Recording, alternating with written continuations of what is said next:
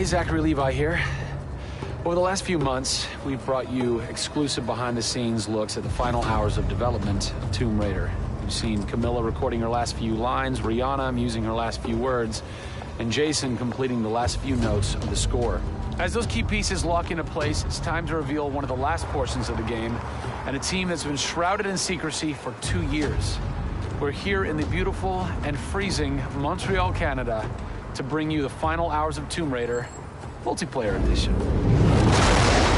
These are the final hours of Tomb Raider. Welcome to yet another world-class studio in the Square Enix portfolio, Eidos Montreal, home of the multi-award-winning game Deus Ex.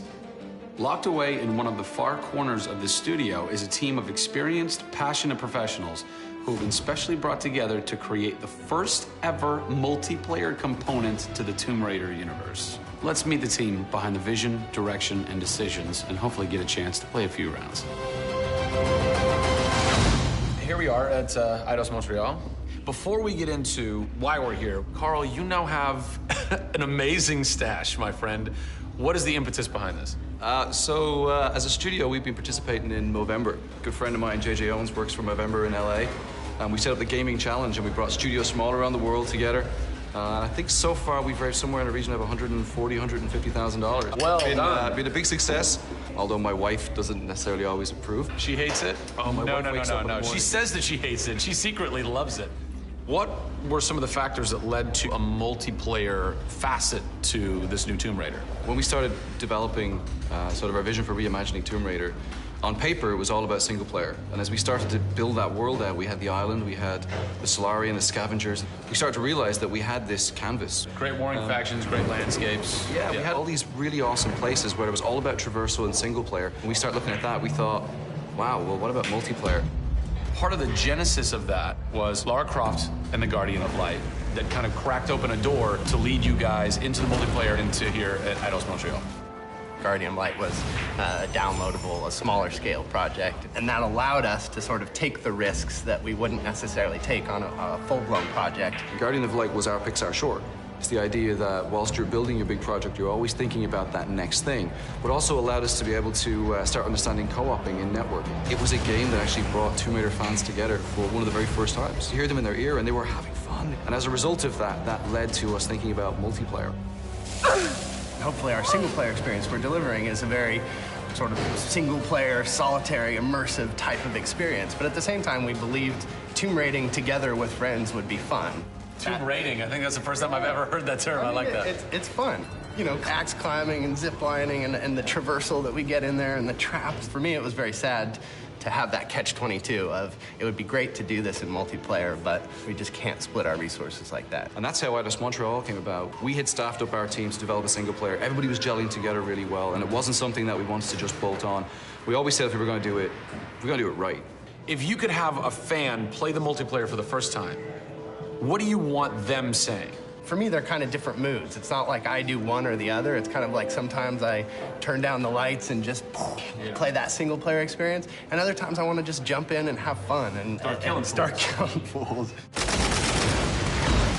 Joe Curry, producer of multiplayer on Tomb Raider. It's the first time Tomb Raider has ever incorporated multiplayer, and you're in charge of that. Yeah. What's running through your mind when you get that call? Well, first off, exciting, right? I mean, we're all huge fans of Tomb Raider on the team. I mean, we grew up with Lara Croft.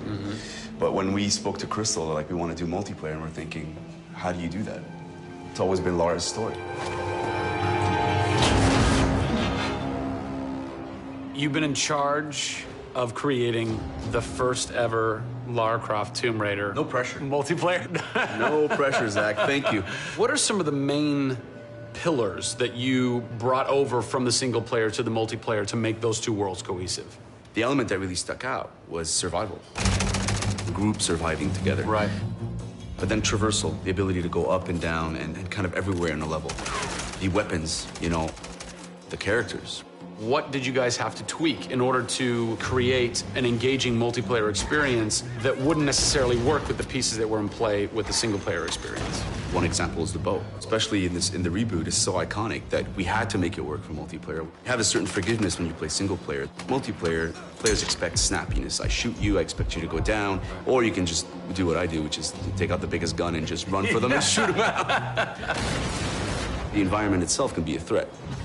The Solari, you know, the guys that are on the island have had a chance to prepare traps. We've got things like an ammo box that looks like an ammo box, but it's really an explosive device. I need ammo, and it looks just like the regular ammo box, and then you're gonzo. We have a lightning rod. You'll get a lightning strike on the rod, and then you'll eliminate your enemy. First and foremost, we want to be humble. We want players to just have a really memorable experience. I had fun doing this. Do you remember when we set that trap? Moments that the players will come back to and talk about experiences that they've had for themselves, not necessarily the game offering them experiences. Absolutely. So, Joe, behind us we have the QA team, or the quality assurance team. They're a part of the development team. They can tell us what we need to fix and what's working and what's not. When do I get to game test? When do I get to get my hands on the game? Soon. We got a surprise for you first, Zach. So, when I was approached to host the final hours of Tomb Raider, essentially the biggest ask, not even ask, tell that I had was, I want to be in the game. I want to have a cameo, I want to have something. So guess what? Boom! Boom! Boom! I'm a playable character in the multiplayer Tomb Raider. How sick is that, Joe? You and your team are awesome. I can play with myself, virtually. Are we ready? Oh, that burns. You suck. Get those transmitters running. Radio transmitter activated. We're getting off this damn island? We send this thing. Beautiful. I would like to try and kick your butt as me in this map right now. Should we try it? All right. Bring it. Let's do it. It's happening right now. Oh, nice! Was that one of my traps? That was one of your traps. Yeah! These booby traps are really fun. I mean, they're really, really fun. Yeah! Don't worry about it. Just because you made the game and I beat him. As you can see from the people and passion here at Eidos Montreal, this isn't just some add-on. They're devoting themselves to making this an experience in keeping with the feeling of single player. Familiar, yet different. Coming up in the final 2 episodes of our series, we go back to the home of Lara Croft. They're taking Tomb Raider to the finish line, and we'll be there for it.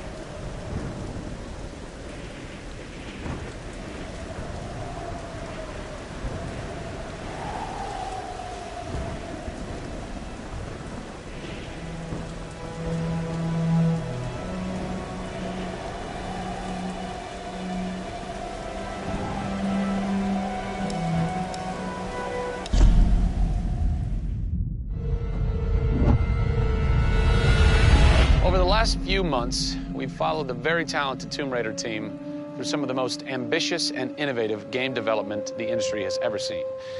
In the next few days, they submit the final code for certification.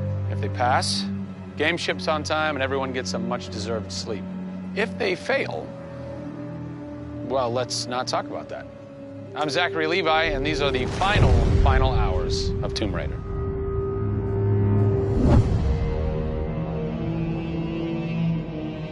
We've been around for 20 years at this point. Oh, wow. In this industry, that's crazy. Yeah. 20 years of games, and many times we've almost not made it, right? Through generation transitions, or you've had ups and downs in terms of games being released. And for us to still be here, making games and being competitive, it's amazing. Is this pretty typical for you guys to be in the last week and really all you've got left are these little bugs to do? Maybe it's a few hundred still left to go. The team's cranking them out. You know, you're play testing it a lot. You're getting QA, quality assurance, to make sure it's clean. You know, stuff's coming in still, as in like, hey, this crazy thing happened here. And simultaneously, IDOS Montreal is doing what you're doing, just with the multiplayer at the same time, because the multiplayer and the single player are being delivered at the same time. So it's a big on team. Friday. Everybody's got to come together at the same time, at the same moment, and put pencils down and say they're done. Pencils down. Done. See. We're submitting in 4 days. Let me tell you now, we've had to move. Brian Horton, he was art director. He moved over to my department in Brand about a month ago. There was a morning that he woke up and they went, "You've created a beautiful world. Now step aside." So my job is I'm working with a very talented team in the brand to make sure our screenshots are good, to make sure we have covers for magazines, posters, to make sure we have posters. Right. There's a lot of materials, just like in a film. Yeah. Where when a film's done and in the can, you have to sell it to people. You have to let them know what's cool about it. Yeah. Listen, I'm coming to get you. I'm going to get you out of there. I promise, Sam. What's been great about this over the course of the entire process, with you traveling around with us, is that we've been able to bring you the final hours of each of the pieces. Yeah. We've spent probably the last 6 months watching how the music's come to an end and the voice acting has to be done. So each of our episodes up until now has really shown a side of the final hours of that particular person's role in the game. And now everything's come to a head where we're submitting the game this week. The guys are tirelessly working. You know, the guys have literally, at some cases, slept in the studio. Okay, so launch day, let's say you were at March 5th now. Where are you? What are you doing? I'm probably in bed trying to get 12 hours sleep. Because more than likely I would have been at some midnight opening the night before up till very late celebrating. So I'm probably at this time of the day, I'm probably in bed.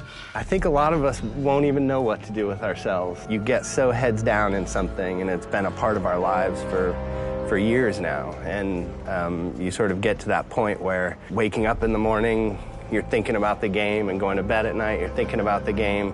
I'll try to sneak a little time here over the holidays, but then, you know, wait till the dust settles and we really get this in the hands of the consumers before I can really relax, I think. Even though I've played the game so many times, I cannot wait to take the cellophane off that game. Yeah. Pop it in. Yeah. It's the ritual. retail. Yeah. It's the retail copy. Yeah. And there's something special about that.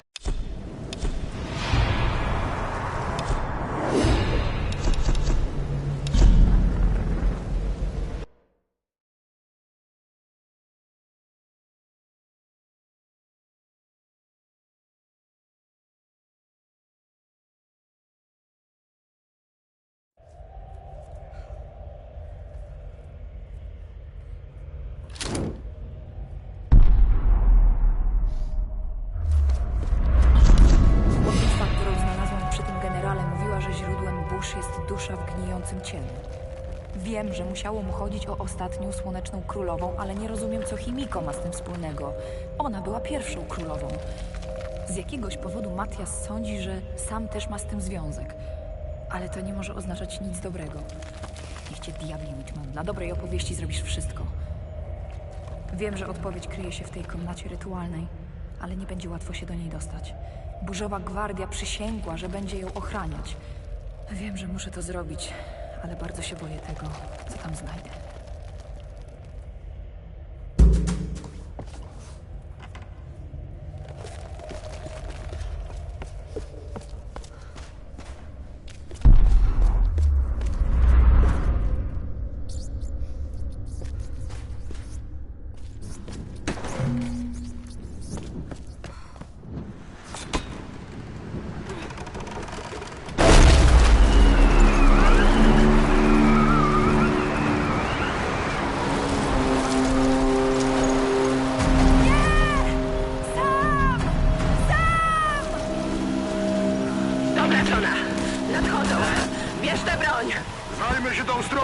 Wskazuj cele! No chodźcie, wydupki! Uważaj, po prawej! Strzelaj! Nie daj im podejść!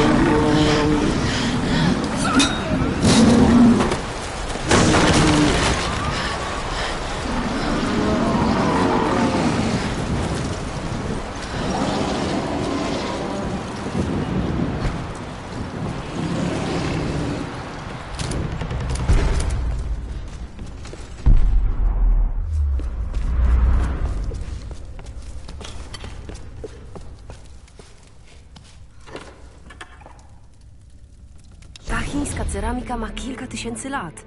Czy to możliwe, że Chińczycy dotarli na tę wyspę przed powstaniem Yamatai?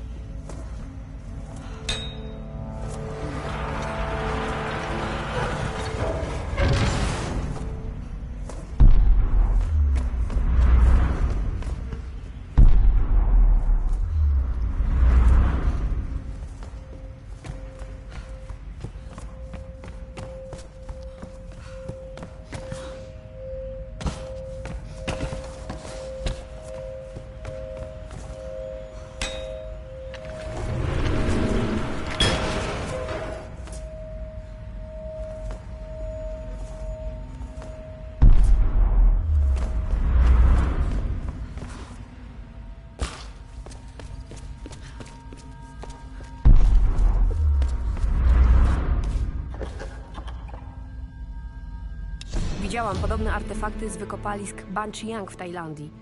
Jak to dotarło aż do Yamatai?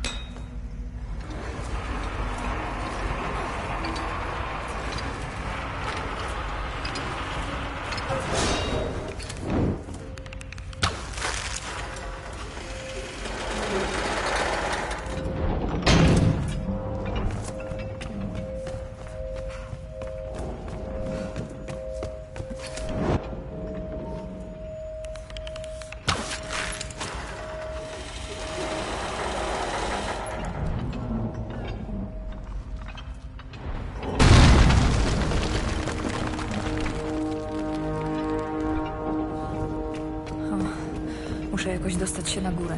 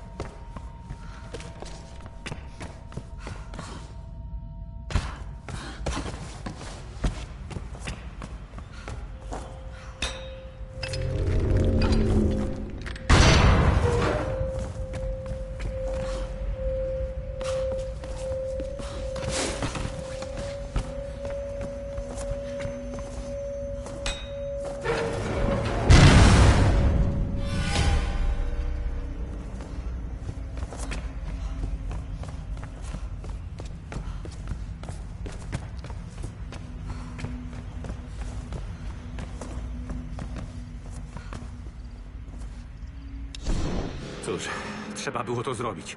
Lara nie zostawiła mi wyboru. Gdybym wiedział, że można na nią liczyć, dopuściłbym ją do mojego planu, ale ona nie nadaje się do takich interesów. Nie jest dość twarda. A to odkrycie musi należeć do mnie. Przekroczyłem granicę.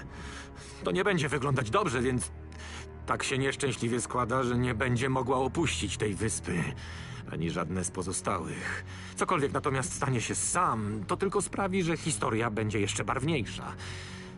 Nie sądzę, żeby z Matiasem albo jego Solari można było dyskutować, więc będę się musiał ulotnić, kiedy tylko rytuał się dopełni. Będę znakomitym, jedynym ocalałym. Wrócę z władzami, kamerami i bardzo przekonującymi oznakami żalu, oczywiście.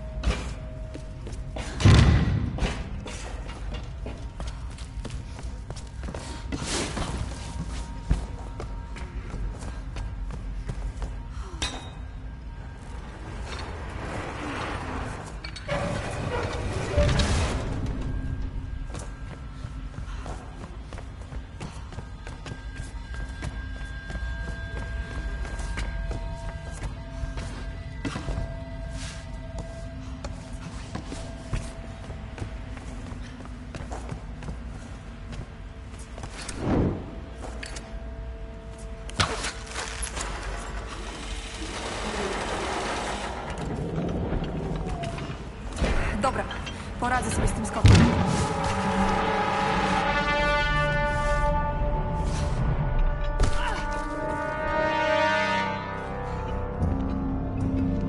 Słoneczne Królowe.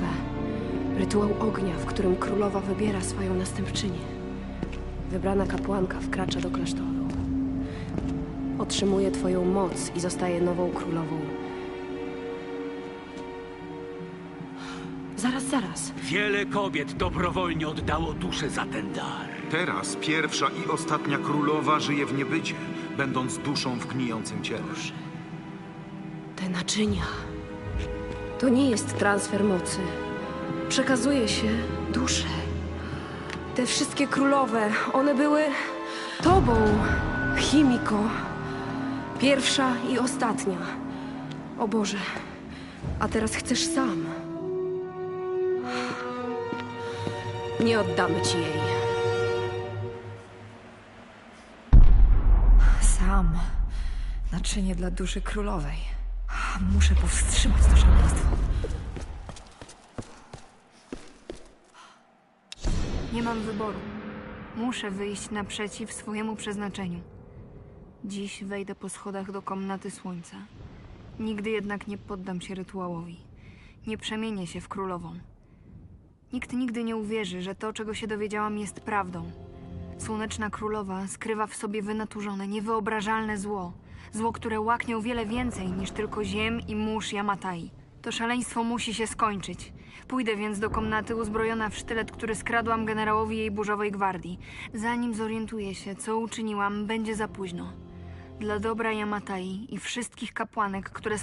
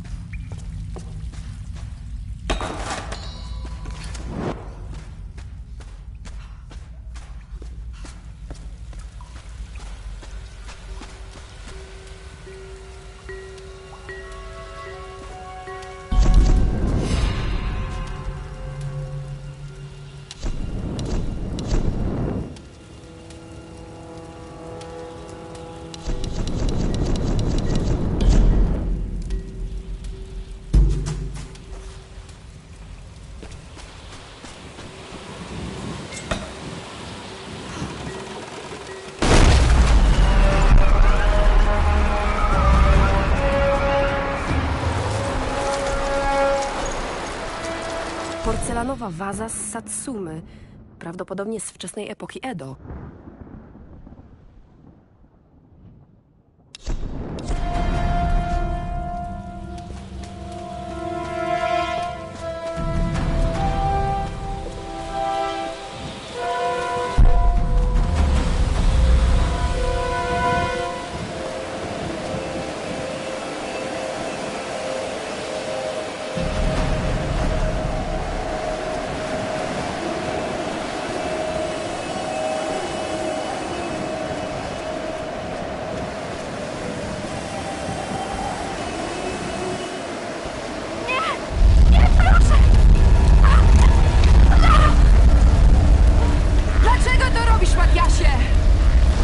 Uważasz się za bohaterkę, Laro?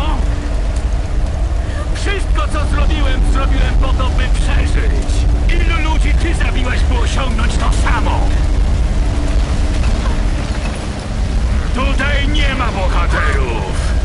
Tylko ci, którzy ocaleją. Himiko jest niebezpieczna i wściekła. Pała rządzą zemsty i posiada prawdziwą, destrukcyjną moc. Zwykła śmiertelnicka za królową? Powiedziałbym, że za wolność to dobra cena.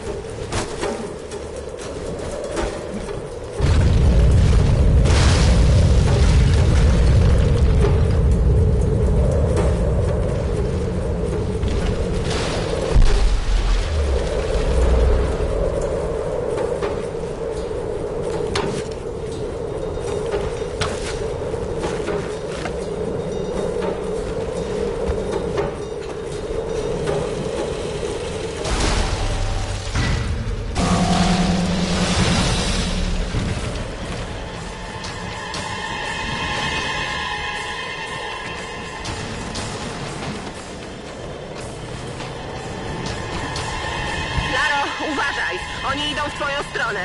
Zrobiliśmy co się dało, żeby ich spowolnić. Dzięki, Reis. Zostańcie się do kupla. Jeśli nie wrócę... Nie zostawimy cię tutaj. Będziemy czekać.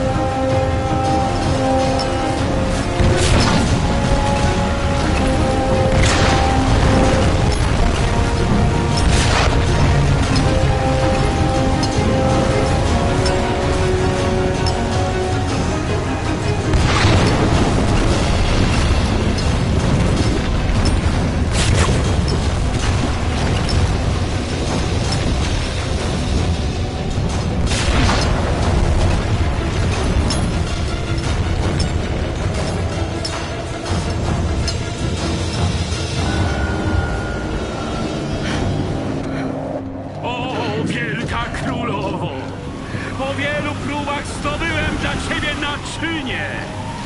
Przelej w nie swą duszę i powróć do tej ziemskiej powłoki. Przelej ją i bądź odrodzona. Przelej i przebudź się!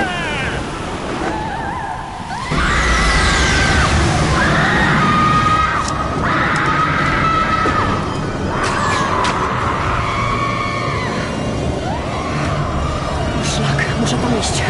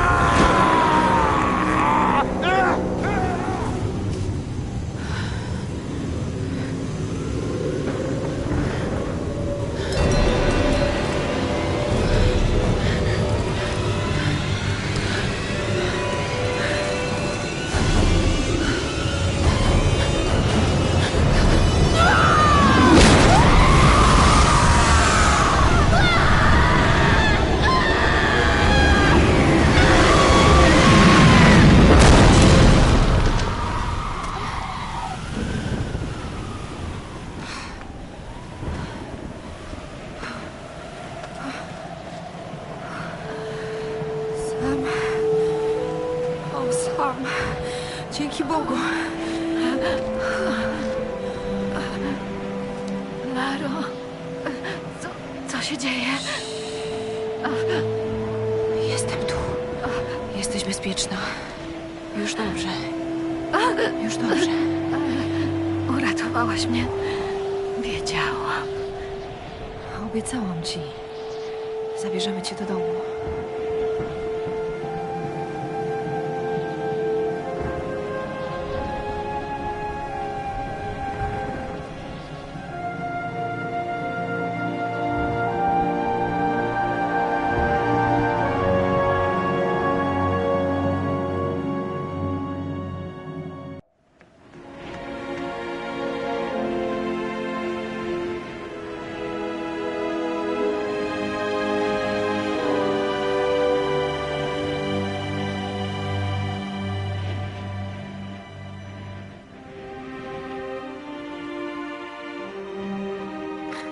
To Lara! Ma sam! Udało się jej.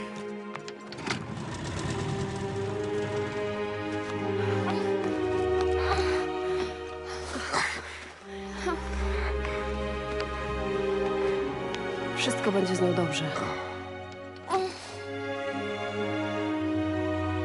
Co tam się wydarzyło? To już koniec. Teraz możemy odpłynąć. Dobra, wynośmy się stąd.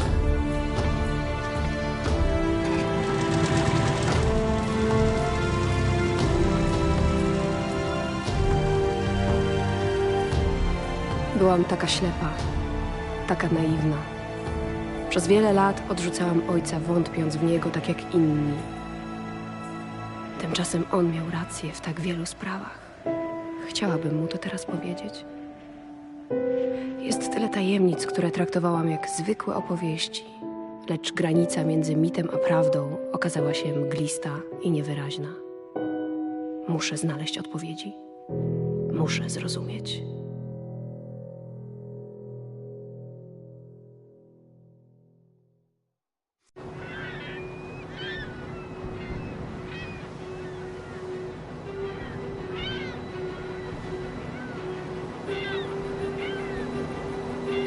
Pyszny, zimny koktajl z mango. Alicja robi mi gofry przed lekcjami baletu. Potrzebujesz czegoś?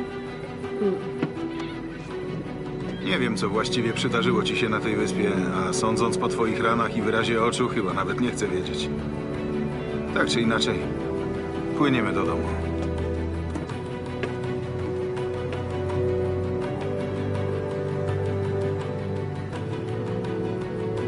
Ja nie wracam do domu.